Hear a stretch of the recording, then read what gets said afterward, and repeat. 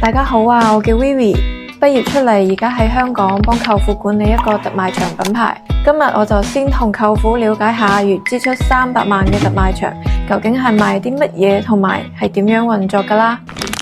舅父啊，我想知道我哋公司嘅選品流程係點樣嘅咧？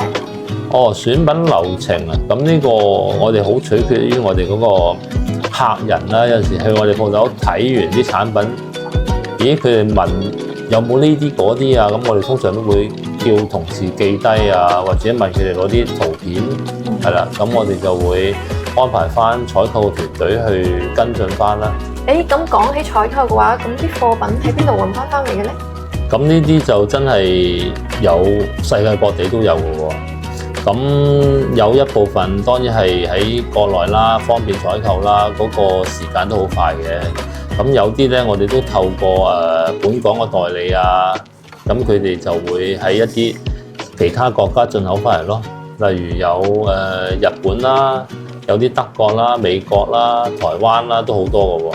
就去睇下呢啲咧，就有啲係進口咯。點解呢啲要存咧？有啲就係因為供應商咧，佢要清庫存啊，咁我哋要一大 lot 咁樣入咧，咁佢先可以俾一個優惠嘅價我哋咯。咁我哋咪繼而可以賣翻平啲。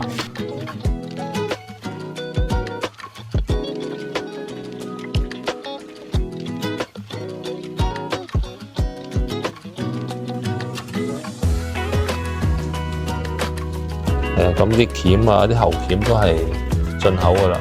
咁我哋有唔同嘅螺絲種類啦。咁呢啲因為係進口嘅螺絲啊，咁所以咧就要喺香港處理嘅。